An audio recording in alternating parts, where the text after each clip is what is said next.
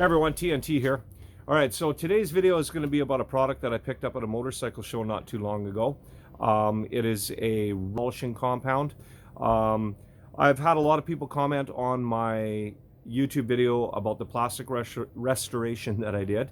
And some of the people have gotten a hold of me offline and they've said that they don't use heat treatment with the heat gun. Now, I don't put a lot of heat into my plastic. It's basically just creating a film over top of it very quick that brings the color out. But these other people have had a lot of success with using product on their plastic, and that's fine. I'm always looking for something better than what I do to lessen the work or create a higher quality product in the end. Okay, so I don't know what's in this product. It's not an endorsement for this product. At the end, I'm not going to say, hey, you need to go out and buy this stuff. I'm just going to tell you how it works. Okay, so when I purchased the kit at the motorcycle show, this is what it came with. It came with this cloth here. It came with this flyer with all of their different products in it. It came with this container right here, which is, what do we got? 453 grams. You're not going to be using a lot of this stuff. It actually says right in it to use it sparingly. On the side of the container here, it has the directions for all the different things that you're going to be using on: gold, silver, aluminum, heat discoloration, fiberglass, plexiglass, plastic, etc. Glass, okay? The other thing it comes with is this right here, this pad that you put on your drill. Okay, it just goes into a normal drill. And one of the most important things is that you get a high-speed drill. I can't remember exactly what speed it's supposed to run at, but you should have something that runs at a good speed and is adjustable. Okay, so, or variable. This drill is a variable. Okay, now here's the piece of plastic that we're going to be shining up today. This is off my 85 barn find. You can see it has some scratches in it, some little gouges in it. I'm not going to restore that. I'm not even going to remove this decal. We are simply going to clean this up very lightly with an SOS pad, and then we're going to move on to using this product right here to see how shiny we can make this thing look.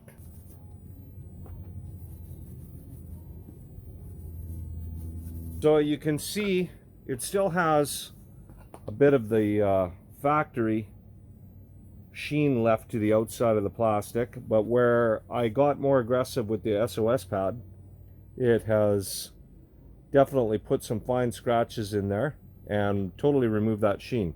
Okay, so I've gone and stirred up the product. I've got a bit of the product on the piece of plastic now. We're just gonna move this around a little bit. You're supposed to keep it wet, don't let it dry, so here we go.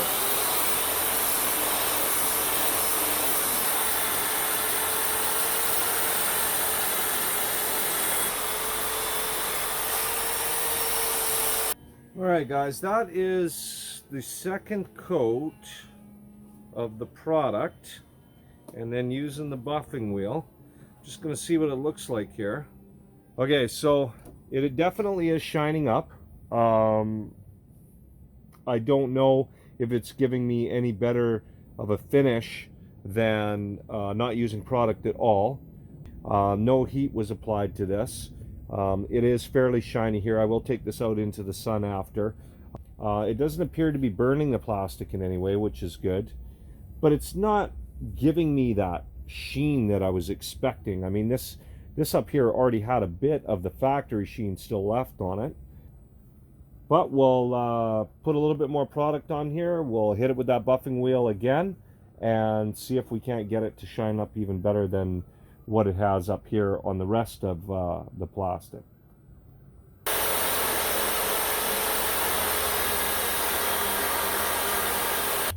Okay, well, I can tell you right now, it is definitely looking better with each polish. All right, so for a 34-year-old piece of plastic, the sheen is definitely coming back, but the process is definitely not as quick as I had hoped it was going to be. I'm thinking that because this is a very soft plastic, it does not work as well as it would on something a lot harder. I think anything harder, it will work a lot better. Okay, so out here in the sun, it definitely looks better than it did in the backyard. I would imagine the grit in this polish is pretty fine.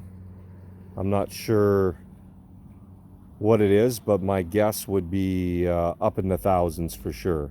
Probably maybe 4,000, even higher.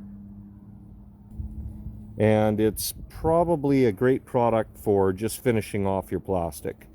Or maybe you've got plastic that has a little bit of dullness to it and you want to shine it up.